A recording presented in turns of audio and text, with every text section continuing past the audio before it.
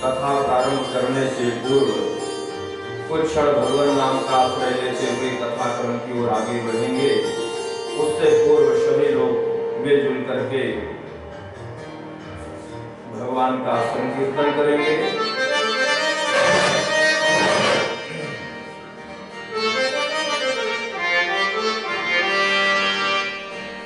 जय जय राधा रमण हरि बोल, जय जय राधा रमण हरि बोल, जय जय राधा रमण हरि बोल, जय जय राधा रमण हरि बोल, जय जय राधा रमण हरि बोल, जय जय राधा रमण हरि बोल, जय जय राधा रमण हरि बोल, जय जय राधा रमण हरि बोल। बड़े भाव के साथ भगवान नाम संकीर्तन करेंगे।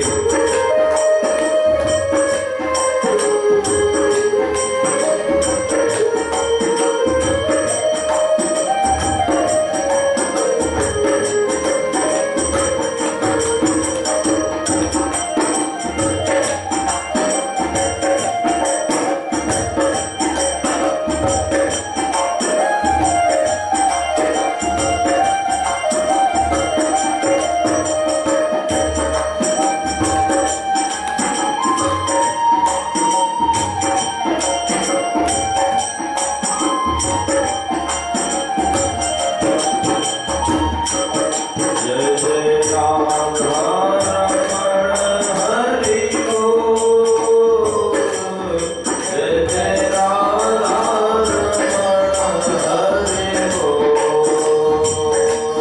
जय जय राधा रमण हरि बोल, जय जय राधा रमण हरि बोल, जय जय राधा रमण हरि बोल, जय जय राधा रमण हरि बोल, जय जय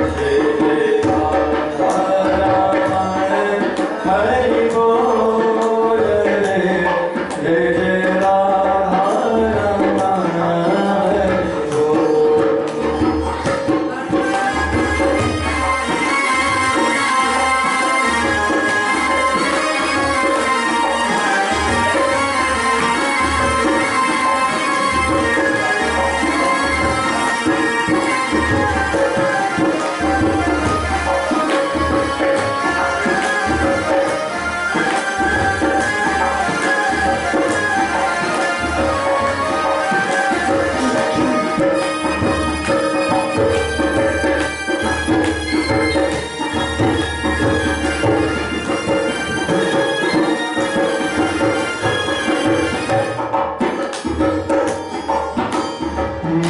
मन तेरा बोले राधे कृष्णा, मन तेरा बोले राधे कृष्णा, मन तेरा बोले राधे कृष्णा, मन तेरा बोले राधे कृष्णा, मन मेरा बोले राधे कृष्णा, मन तेरा बोले राधे कृष्णा,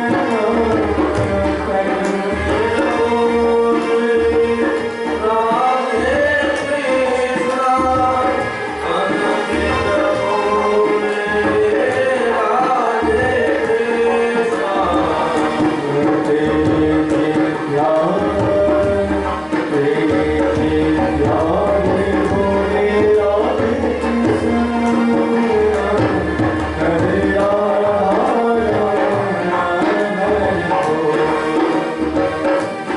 जय जय राधा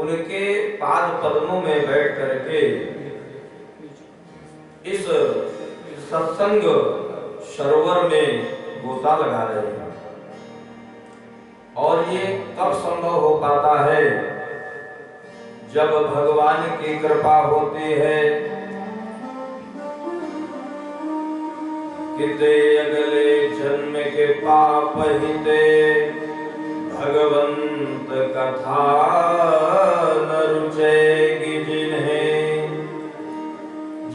जन्म जन्मांतर का, कल्प कल्पांतर का, युग युगांतर का पुण्य उदय होता है, तभी भगवान की मंगलमयी कथा यज्ञ करने का परम सौभाग्य प्राप्त होता है।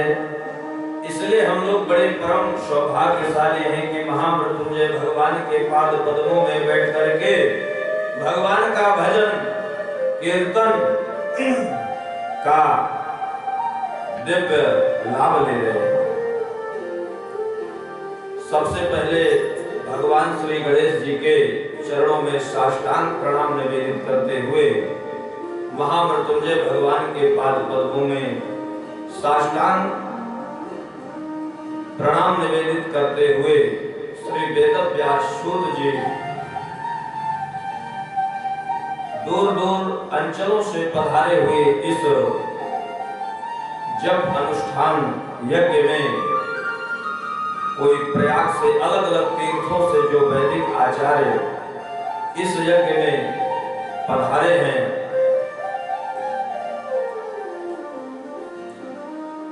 और हमारे सामवेद के जो पुजारी हैं, ऐसे संगीत के आचार्यगण, जहां पर यह पावन यज्ञ महामृत्युंजय जब अनुष्ठान सत्संग चल रहा है, ऐसे परम आदरणीय श्री रामायण प्रसाद द्विवेदी जी, आपका समस्त परिवार परिकर, आप सभी वरिष्ठ जन, सामने उपस्थित श्रद्धालु जन, माता जानकी और अनसुईया जी का अनुसरण करने वाली हमारी मातृ शक्ति देवियों, जो आप साक्षात स्वयं दुर्गा रूप ही हैं, आप सभी को एक स्वर में सिया राम मैं सब जग जानी, करहूं प्रणाम जोर जुग पानी। सज्जनों,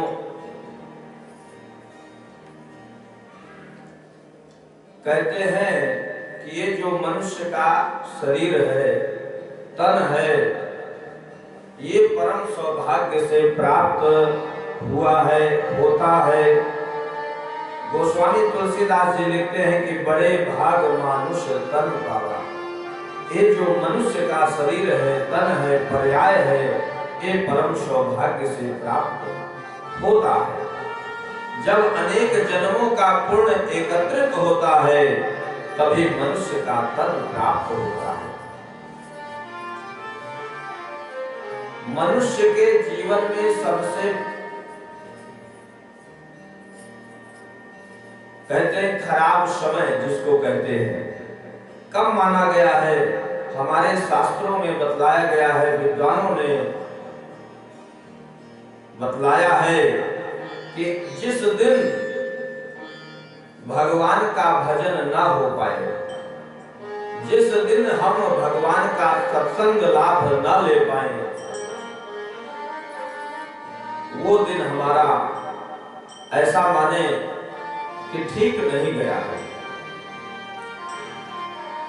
एक बार स्वामी करपात्री जी से यज्ञ चल रहा था, किसी भक्त ने पूछा, स्वामी करपात्री जी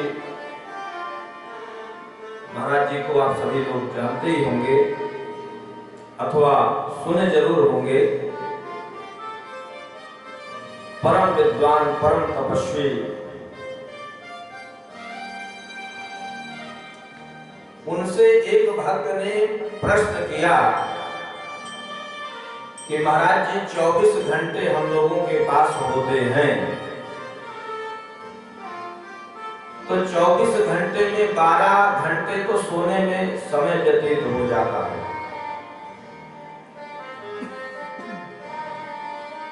ऐसा हम क्या करें, क्योंकि 12 घंटे ही हमारे पास बचता है और 12 घंटा भी हमारा इतना व्यस्त समय निकलता है, व्यस्त रहता है कि समय नहीं मिल पाता। इसलिए ऐसा क्या करें, जिससे हम लोगों का परम कल्याण हो जाए। कल्याण के विषय में महाराज जी से पूछा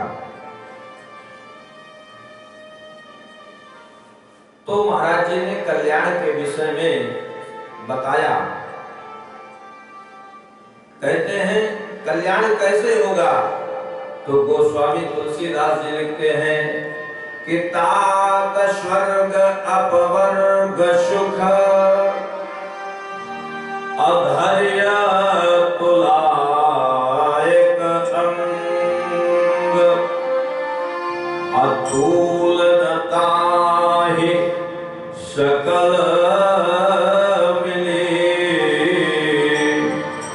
अजो सुख लव सत्संग। कहते हैं कि जो आनंद किसी वस्तु में प्राप्त नहीं होता वह आनंद सत्संग में प्राप्त हो जाता है। स्वामी करपात्री जी ने कहा कि 24 घंटे में 12 घंटे आपका सोने में व्यतीत हो गया। आपने कहा कि 10 मिनट का समय हमारे पास बचा मिलता है। तो उन्होंने कहा कि अगर आप 10 मिनट भी भगवान का भजन करें नित्य तो आपका कल्याण हो सकता है। इसलिए अपने दैनिक कार्यों को करते हुए 10 मिनट ही सही भगवान का भजन नित्य करना चाहिए, ऐसा विद्वानों ने बतलाया है। एक बार प्रयाग महाकुंभ में कथा चल रही थी तो एक भक्त ने कहा कि महाराज जी ये जो भक्ति है हमने सुना है कि भक्ति बुढ़ापा काल में करना चाहिए। महाराज जी के पास एक भक्त ने प्रश्न किया, प्रश्नोत्तरी वहां चलते थे तो लोग अपना प्रश्न करते थे, प्रश्नों का समाधान भी मंच से होता था। तो भक्त ने कहा महाराज जी मैंने सुना है कि ये जो भक्ति है ये चौथे पन में करना चाहिए, क्या ये सही है? इसमें आप मार्गदर्शन करें। तो महाराज जी ने कहा कि बेटा कि यह कलिकाल कठिन उर्गारी, यह कलिकाल। कहते हैं कि ये कलिकाल चल रहा है, कलयुग चल रहा है। अच्छा, इस कलयुग में ये जरूरी नहीं है कि हर मनुष्य के जीवन में बुढ़ापा आएगा, क्योंकि आजकल का हवा पानी खान पान दिनचर्या ऐसी हो गई, आप सब जानते ही हैं। तो भक्त ने कहा महाराज जी ये जो भक्ति है क्या चौथे पन में करना चाहिए? तो महाराज जी ने कहा कि ये कलयुग चल रहा है, कलयुग में जीवन में क्या बुढ़ापा आएगा इसको कोई कह नहीं सकता। अब फिर उस बुढ़ापा से कि जब लाठी से पड़ेगा पाला, जब लाठी लेकर के चलने लगेंगे, कि जब लाठी से पड़ेगा पाला और आंख में पड़ेगा जाला, जब लाठी लेकर के चलने लगेंगे और आंख से दिखाई नहीं देगा। अगर बुढ़ापा काल में कोई कहे वैष्णो माता की सीढ़ी चढ़िए, मैहर माता की सीढ़ी चढ़िए, तो संभव नहीं हो पाएगा। कि आंख में पड़ेगा जाला और नाक से बहेगा नाला, तो भरी जिंदगानी में अरे तो पड़े पड़े थूकते रहोगे मन में तैयार, पड़े पड़े थूकते रहोगे मन में दयाल अधूकते रहोगे बड़े बड़े पीकदानी में।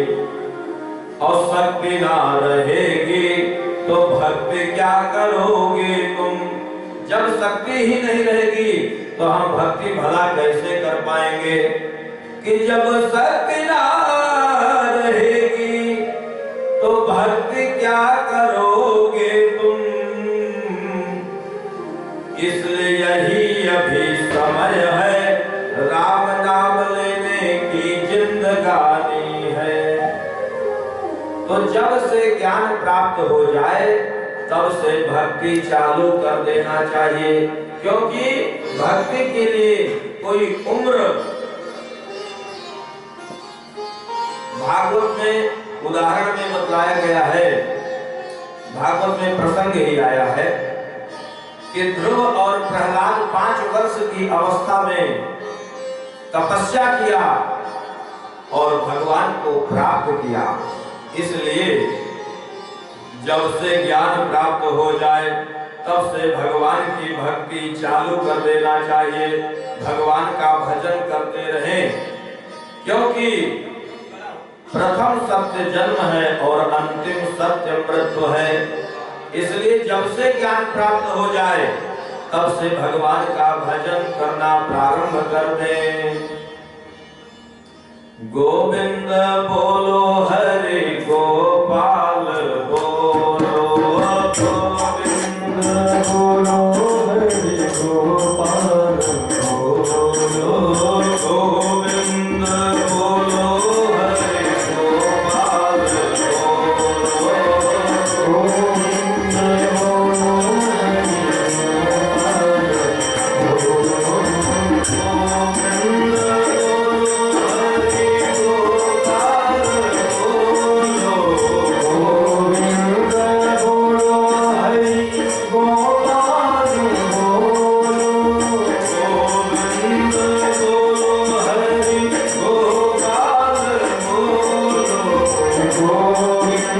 बोलो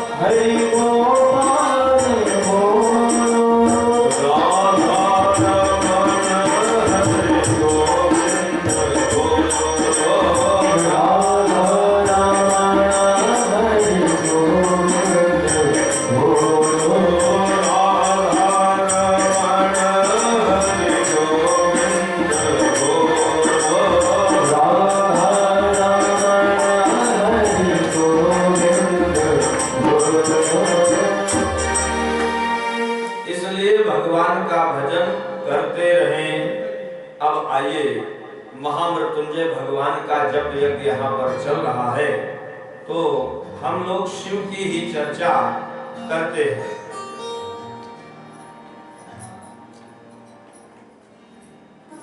ध्याये नित्यं महेशं रजतगिरिनिभं चारुचन्द्रावतंसं रत्नाकल्पोज्ज्वलांगं परशुमृगवरा हस्तं प्रसन्नं पद्मासीनं समन्तास्तुतिर्ममर्गणैर्व्याघ्र कृत्यं वशान् विश्वाद्यं विश्ववन्द्यं निखिलभयहरं पंचवक्त्रं त्रिनेत्रम्।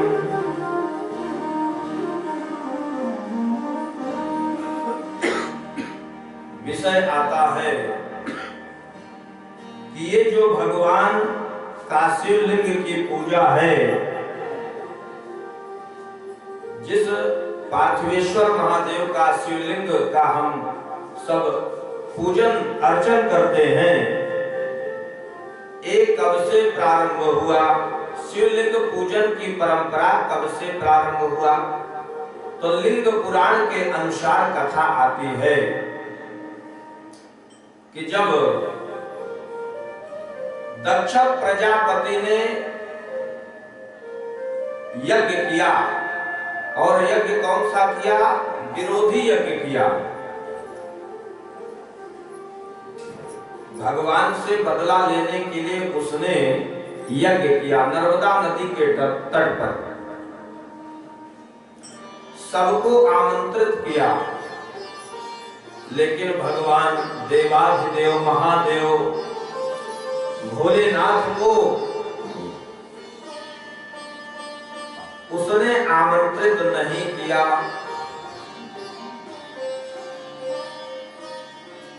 जब भोले बाबा को आमंत्रित नहीं किया, अच्छा भोले बाबा को सब पता है, लेकिन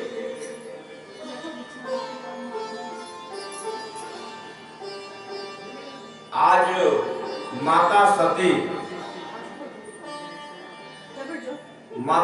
भगवान भोलेनाथ के पास कैलाश पर्वत पर आती हैं और धीरे धीरे पांव दबाती हैं और बड़े विनम्रता पूर्वक विनम्र भाव से आज माता सती भगवान भोलेनाथ से कहती हैं कि हे नाथ, हे प्रभु, देखिए आज माता सती भगवान भोलेनाथ से कुछ कहना चाह रही हैं। विनम्रता पूर्वक विनम्र भाव से जाकर के भोलेनाथ का पांव दबा रही हैं और कह रही कि भोलेनाथ,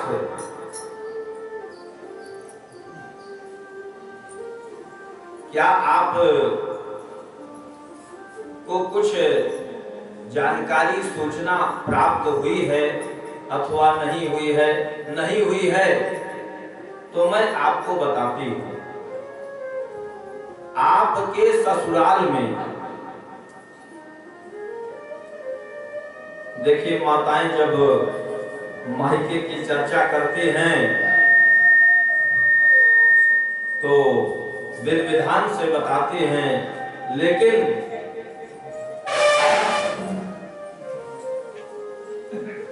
आज माता सती कहते कि हे भोलेनाथ, आपके ससुराल में, आपके ससुर साहब ने एक यज्ञ रचा है। भगवान भोलेनाथ तो अंतर्यामी हैं, सब जानते ही हैं।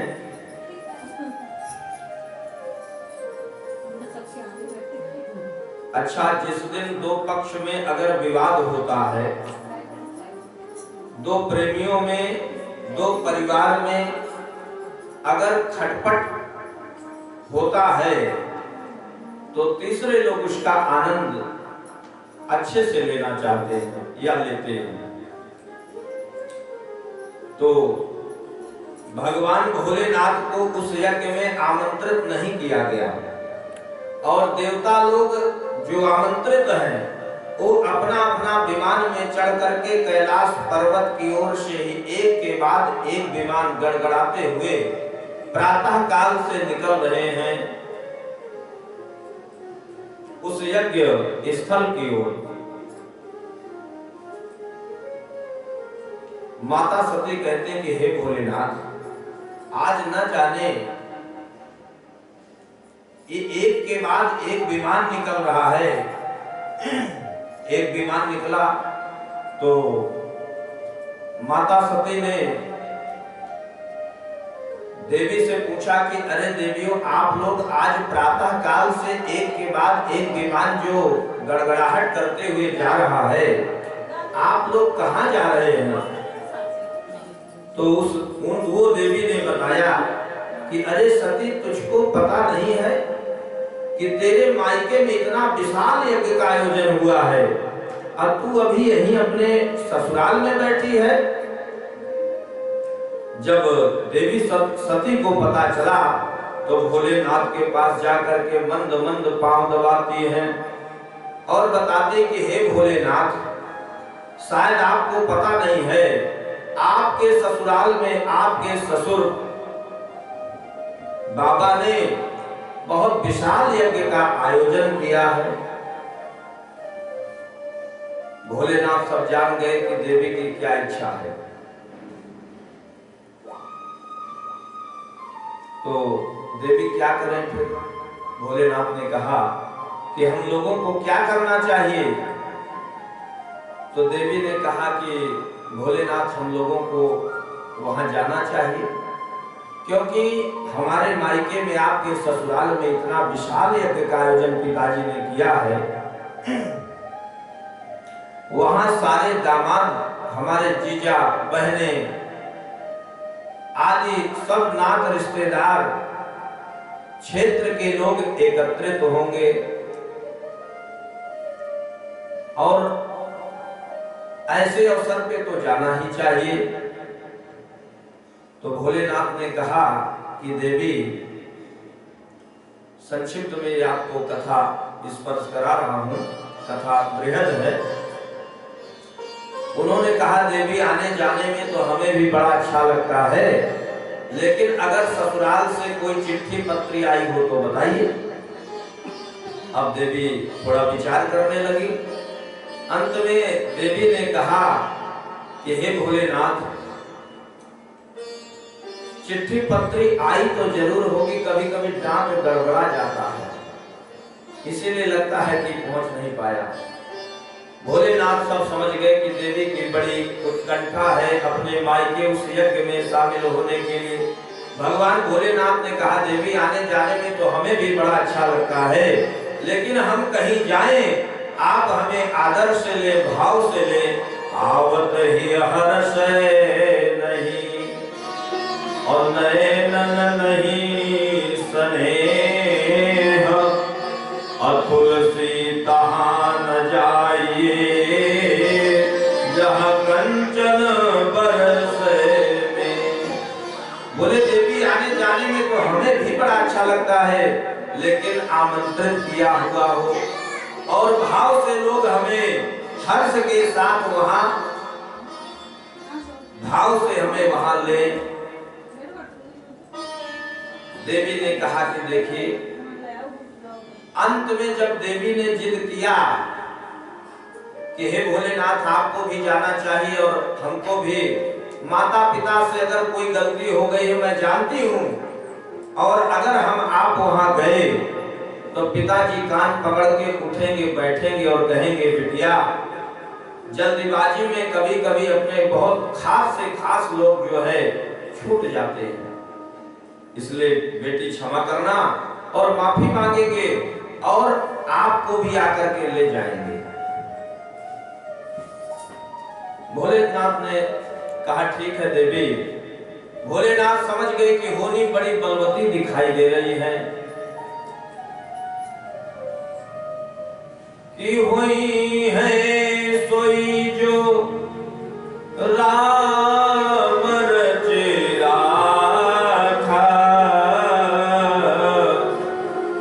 अको कर तरक बढ़ावहि साखा। समझ गए कि होनी बड़ी बलवती दिखाई दे रही है। भोलेनाथ ने कुछ सेवकों को कहा कि जाकर के देवी को छोड़ आइए। सेवक लोग माता को यज्ञ स्थल तक छोड़ने के लिए गए। भोलेनाथ ने समझाया था कि देवी, जहां पर बुलाया ना गया हो वहां नहीं जाना चाहिए। हाँ, धार्मिक कार्य हो रहा है, कोई यज्ञादि और नात रिश्तेदार में, अगर रिश्तेदारी में कोई आयोजन हो तो वहां सोच समझ करके जाना चाहिए।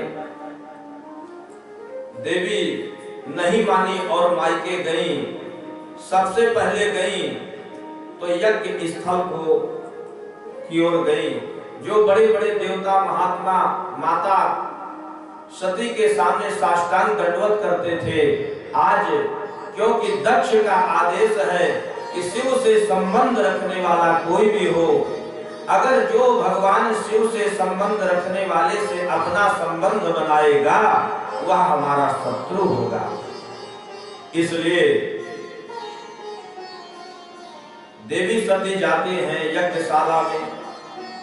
पहले उन ऋषियों को देखा, देवताओं को देखा, वो सब मुख मोड़ लिए, माता सती से कोई बात नहीं किया। अंत में जब यज्ञ स्थल की ओर, यज्ञशाला की ओर गई तो उन्होंने देखा कि छोटे से छोटे देवताओं का सुंदर भाग दिया गया है, लेकिन देवाधिदेव महादेव का कोई भी भाग नहीं दिया गया। कहते एक पतिव्रता नारी हर कुछ सह सकती है, लेकिन अपने पति का अपमान बिल्कुल सहन नहीं कर सकती। बहनों से मिला, माता से मिला, माता ने कुछ हर्ष से वास्तव में अगर किसी को वास्तव में कष्ट था, दुख था सती जी का ना आने का, दामाद जी का ना आने का, तो माता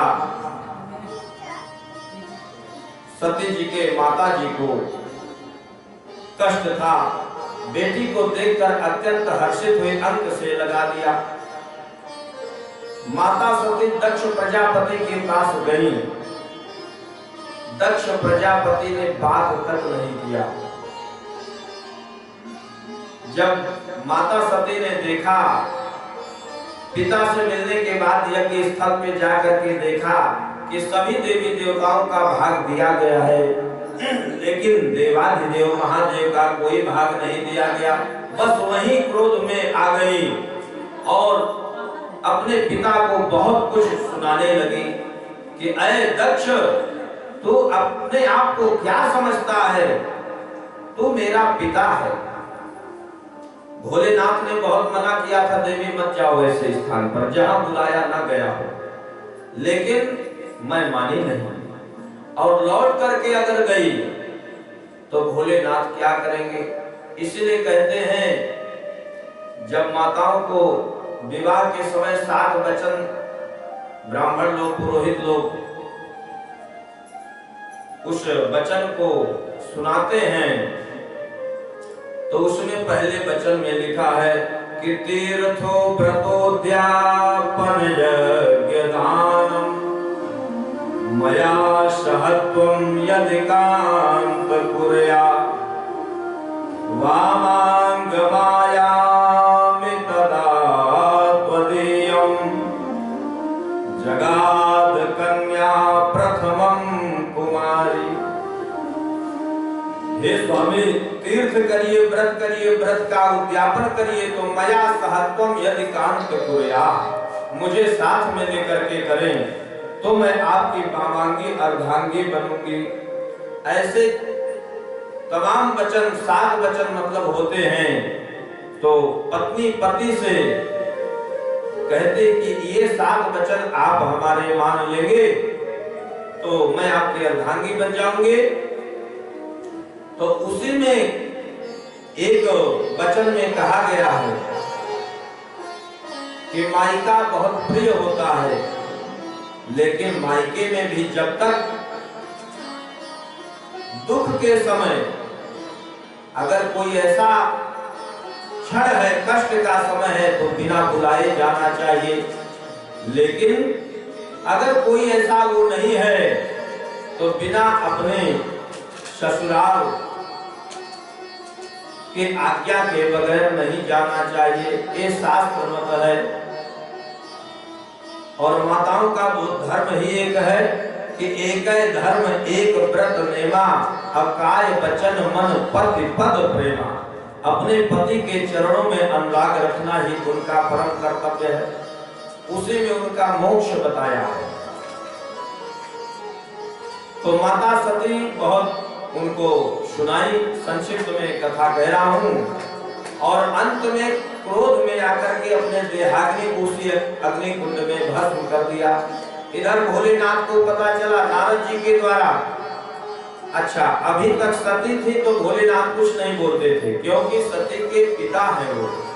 लेकिन जब सती ही नहीं रही तो भगवान करालम महाकाल कालम कृपाणम, भगवान कालों के काल भी उससे डरता है। भगवान कहते हैं कि तुरंत जटा उठा करके और धरती पर पटका छोड़ा, उसी से वीरभद्र नाम का एक प्रकट हुआ और भोलेनाथ से आज्ञा मांगा। भोलेनाथ ने तुरंत आदेश दिया कि जाओ दक्ष के यज्ञ को विध्वंस कर दो। जो माता सती के साथ गए हुए भूत प्रेतादि थे, जो गण थे, उनको जब सती माता से विवाद होने लगा, ये सब देखा तो उन्होंने आक्रमण किया, लेकिन बड़े बड़े विद्वान ऋषि मुनि, उनके सैनिक उनको दंड दे करके मार करके भगा दिए। वो लौट ही रहे थे, वीरभद्र इधर से जा रहे थे, अपने स्वामी को देख करके प्रसन्न हो गए, चलो हमारे स्वामी आ गए, अब चला जाए। और जा करके उनके यज्ञ में तमाम प्रकार से विध्वंस किया। और अंत में कथा आती है कि भगवान शिव ने आ करके अंत में उसका सर और धड़ को अलग कर दिया, दक्ष को, और अग्नि कुंड में डाल दिया। लिंग पुराण के अनुसार बतलाते हैं कि भोले बाबा जब माता सती नहीं रह गई तो शोक में माता सती के वियोग में व्याकुल होकर के इधर उधर भ्रमण करने लगे।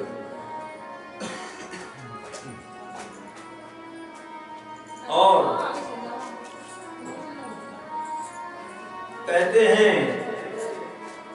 कि जब भगवान इधर उधर भ्रमण करने लगे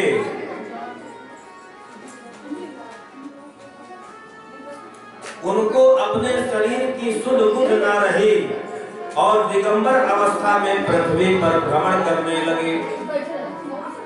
नग्न अवस्था में दिगंबर भेष में भगवान भोलेनाथ भ्रमण करने लगे तो एक जगह कुछ स्त्रियां थी, भोले बाबा वहां से निकले, स्त्रियां भगवान के उस दिगंबर भेष को देख करके मोहित हुई।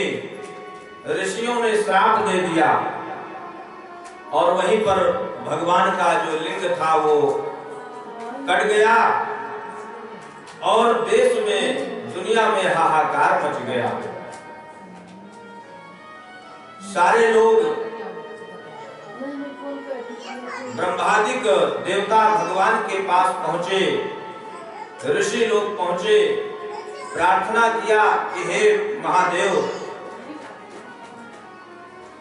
आप इस अपने लिंग को पुनः स्वीकार करें, नहीं तो जगत में हाहाकार मच जाएगा। कहते हैं कि भोलेनाथ ने कहा कि मैं स्वीकार तो करूंगा, लेकिन जो हमारा लिंग है इसका आप यदि पूजा करो तो मैं स्वीकार कर लूंगा। तो कहते हैं ब्रह्मा जी ने प्रथम में स्वर्ण का लिंग बना करके भगवान के शिवलिंग का पूजन किया। इस प्रकार से कहते हैं कि प्रथम बार ब्रह्मा जी ने शिवलिंग का पूजन किया और आगे चल करके देवताओं ने, ऋषियों ने लिंग का पूजन किया। इस कलयुग में कहते हैं कि मृकंड ऋषि जो थे, उनके पुत्र जो मंडप ऋषि हैं, उन्होंने पार्थिव लिंग निर्माण करके इस कलयुग में प्रथम बार यदि पार्थिव लिंग का कोई पूजन किया, अभिषेक किया, तो मृकंड ऋषि के पुत्र मंडप ऋषि ने प्रथम बार इस कलयुग में पार्थिव महादेव का पूजन किया। इस प्रकार से यह लिंग पुराण के अनुसार और शिव पुराण के अनुसार ये कथा आती है कि ब्रह्मा जी ने पूजा किया। शिव पुराण के अनुसार ब्रह्मा जी ने पूजा किया, फिर देवताओं ने किया, ऋषियों ने किया, और इस कलिकाल में मृकंड ऋषि जी के जो पुत्र हैं, मृकंड ऋषि के पुत्र मंडप जी ने पार्थेश्वर महादेव का पूजन किया। रामेश्वरम में भगवान जब लंका में विजय प्राप्त करने के लिए, लंका में चढ़ाई करने के लिए, रावण से युद्ध करने के लिए भगवान ने लिंग थाप विधिवत कर पूजा। भगवान ने बालू का लिंग स्थापित करके और वहां पर पूजन किया। ऐसे कहते हैं कि ये जो भगवान का पंचाक्षरी मंत्र है, कहते प्रणव लगाने से 6 अक्षर हो जाता है। ओम नमः शिवाय। शिव पुराण के अनुसार इसमें जो है पंचाक्षरी मंत्र है ये नमः शिवाय। नमः और शिवाय मिला के 5 अक्षर, और अगर आप प्रणव को मिलाएंगे तो 6 अक्षर हो जाएगा, ओम नमः शिवाय। कुछ विद्वानों ने बतलाया है कि पुरुष वर्ग को ओम नमः शिवाय जपना चाहिए और माताओं को नमः शिवाय जपना चाहिए। तो भगवान शिव जी का पूजन का, रुद्राभिषेक का बड़ा शिव पुराण में महात्म्य बताया गया है। भगवान का शिवलिंग का पूजन कैसे करें, कब करें, इस विषय में भी थोड़ा सा विद्वानों ने बतलाया है। वैसे शिवलिंग की कथा अगर 100 वर्ष में कहें तो भी विश्राम नहीं लेगी, लेकिन हम लोग तो यहाँ सत्संग के लिए बैठे हैं, हरि की चर्चा करने के लिए बैठे हैं, इसलिए थोड़ा कथाओं का स्पर्श आपको हम करा रहे हैं। कहते हैं कि जहां पर नित्य भगवान शंकर जी का पूजन होता है, अभिषेक होता है, शिव पुराण के अनुसार जहां नित्य भगवान शंकर जी का पार्थिव पूजन होता हो, अभिषेक होता हो, वह स्थान तीर्थ बन जाता है। और पुराण के अनुसार कहते हैं कि जो जिसकी मृत्यु वहां होती है उसको शिवलोक प्राप्त होता है। जो भगवान शंकर जी के ओम नमः शिवाय का जाप करते हैं, ओम नमः शिवाय, ओम नमः शिवाय,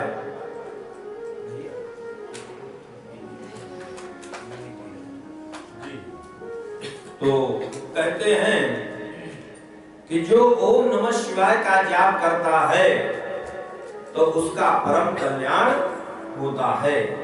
इस तरह से शिव पुराण में कथा आती है। अब आगे चल करके बताते हैं कि शिवलिंग की विधिवत पूजा करने से मनुष्य संतान, धन, धान्य, ज्ञान और मोक्ष को प्राप्त करता है। जिस स्थान पर शिवलिंग का पूजा होता है वह स्थान तीर्थ बन जाता है। जो मनुष्य किसी तीर्थ की मिट्टी से शिवलिंग बनाकर उसका 1000 बार, लाख बार या फिर 1 करोड़ बार पूजन करता है, वह साधक पुण्य प्रभाव से शिव स्वरूप हो जाता है। वही मनुष्य, जो मनुष्य तीर्थ की मिट्टी, भस्म, गोबर और बालू का शिवलिंग बनाकर एक बार भी उनकी विधि पूर्वक पूजा करता है, वह व्यक्ति शिवलोक को प्राप्त होता है। ऐसा महात्मा बताया है। जिस स्थान पर मैंने आपसे बताया कि भगवान शंकर जी का पूजन नित्य होता है, अगर वहां किसी की मृत्यु हुई तो वह शिवलोक को प्राप्त होता है।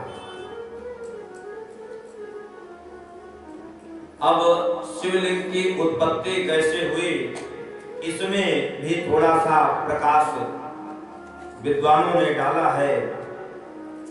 इनकी पूजा को लेकर के एक बार विष्णु और ब्रह्मा जी में आपस में विवाद छिड़ गया कि हम बड़े ऐसा करके भगवान भोलेनाथ ने कहा जो इस लिंग का था पाएगा, इसके अंत का पता लगा करके आएगा, वही श्रेष्ठ है। ब्रह्मा जी ऊपर की ओर गए और भगवान विष्णु पता लगाने के लिए नीचे की ओर गए। ब्रह्मा जी जब वहां गए तो सोचा कि कोई था तो पता चल नहीं रहा है, क्या करें। तो केतकी का पुष्प उनको रास्ते में दिखाई दिया। तो केतकी के पुष्प से ब्रह्मा जी ने कहा कि तुम मेरा थोड़ा सहयोग करना, क्योंकि भगवान के लिंग का कोई हमको था तो मिल नहीं रहा है, इसलिए झूठ बोलने को कहा केतकी के पुष्प से। बोले तुम कह देना कि मैं आपके अंतिम छोर तक गया हूं और अंतिम छोर से ही ये पुष्प ले आया हूं, और आप यही कहना कि हाँ महाराज ये अंतिम छोर पा गए हैं और मैं वहीं पर थी, ऐसा बोल देना। ब्रह्मा जी आकर के थोड़ा जब झूठ भगवान भोलेनाथ से बोला, भोलेनाथ ने पूछा कि आपने इस लिंग का छोर पाया, अंतिम छोर? तो उन्होंने कहा हाँ महाराज मैं तो पा गया। अच्छा कोई प्रमाण? तो बोले ये केतकी का पुष्प साथ में मैं लेकर के इसको आया हूं, आप इनसे पूछ लीजिए। केतकी ने भी झूठ बोल दिया कि हाँ जहां आपका अंतिम छोर के पास ही मैं स्थापित थे और वहीं पर ये जा करके अंतिम छोर का पता इन्होंने लगाया।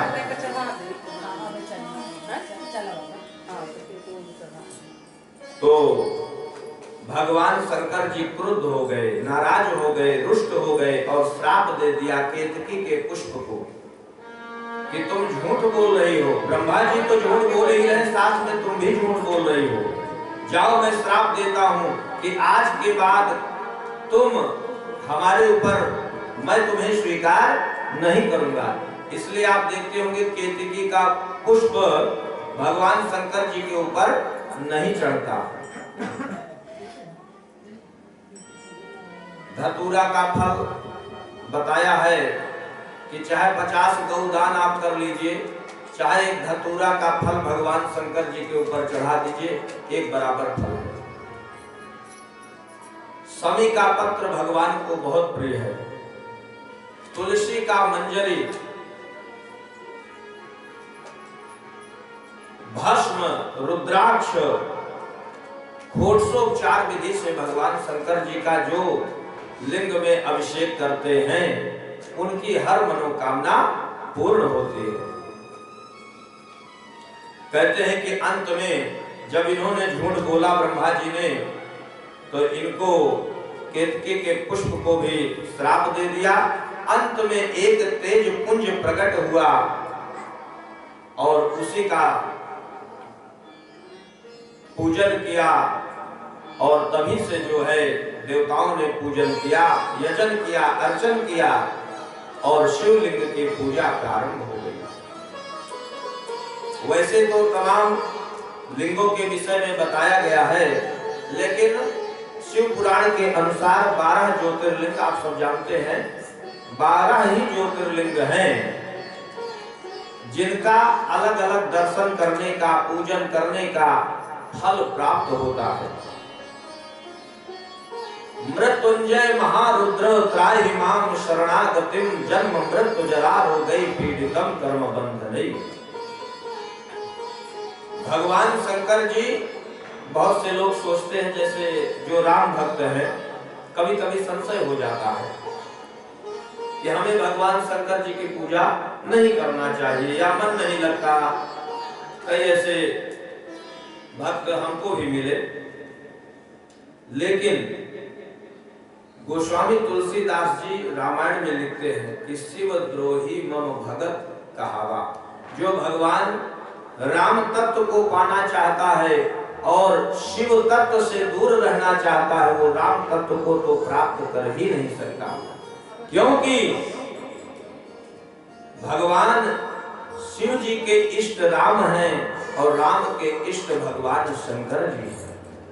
सारे देवता सब एक दूसरे के पूरक हैं, इसलिए भगवान शंकर जी की आराधना नित्य करना चाहिए। रुद्राभिषेक करने से, अलग अलग द्रव्यों से करने से अलग अलग फल की प्राप्ति होती है। इसको विस्तार से आपको कल बताया जाएगा कि कौन से द्रव्य से करने से क्या फल की प्राप्ति होती है। कुल मिलाकर के भगवान महामृत्युंजय देवाधिदेव महादेव जो हैं, जो राम नाम का आश्रय स्वयं लेते हैं। समुद्र मंथन भागवत की कथा में आप सब सुने हैं, सुनते रहते हैं कि जब समुद्र मंथन हुआ 14 रत्न उसमें से उत्पन्न हुए। पहला रत्न में विष ही निकला, कालकूट विष जहर। अब इसको कौन ग्रहण करे? अमृत को तो सब प्राप्त करना चाहते हैं। उच्च स्त्रवा घोड़ा निकला, चंद्रमा निकले, कौस्तुभ मणि निकली, अप्सराएं निकली, कल्प वृक्ष निकला, आदि आदि तमाम रत्न निकले, बारुणी देवी निकली। लेकिन प्रथम में विष निकला, कालकूट विष जहर। सारे जलचर छटपटाने लगे, क्या किया जाए? तो कहते हैं सारे देवता भगवान शंभु के शरण में गए। हे प्रभु, अब आप ही रक्षा कीजिए। तो भगवान ने सबके, देवी सती से, पार्वती से भोलेनाथ ने पूछा, देवी ये सब हमें विष पिलाने के लिए आए हैं, तो हम विष पी लें? माता पार्वती सब जानती हैं कि भोलेनाथ जगत का, शिव शब्द का ही, शिव शब्द का अर्थ यही है कि शिव माने कल्याण, जो कल्याण करने वाले हो। तो देवी ने कहा कि एक पतिव्रता स्त्री अपने पति को भला कैसे कहेगी आप जहर पी लो? हे भोलेनाथ, जिसमें सबका कल्याण छिपा हो आप तो वही कार्य करिए। तो बोले इसका मतलब जहर पी लूं? बोले मैं ये अपने मुख से नहीं कहूंगी, क्योंकि देवी तो सब जानती हैं कि सामर्थ्यवान है भोलेनाथ हमारे। तो भोलेनाथ ने कहा देवताओं लाओ, और उस विष को लिया और उसको जो है गले में धारण कर लिया। राम नाम का आश्रय लिया भोलेनाथ है। रा कहने से मुख खुल जाता है, अगर हम ही बोले रा कहिए मुख खुल जाएगा। रा बोला और विष को लेकर के ऐसे डाला और गले में लटका लिया, अटका लिया, धारण कर लिया। रा कहने से मुख खुला, विष को धारण किया, मां शब्द बोला, मुख बंद किया प्रभु ने, और राम नाम का आश्रय लेकर के सारे विष जहर को गले में धारण कर लिया। उसी से भगवान का एक नाम नीलकंठ पड़ा। बोले नीलकंठ भगवान की जय हो, शंकर भगवान की जय हो। आइए भगवान के चरणों में एक छोटा सा कीर्तन करते हैं और फिर 2 शब्द बोल करके फिर आरती की ओर चलेंगे। सभी लोग बड़े भाव से ताली की सेवा करते हुए भगवान का नाम लेंगे।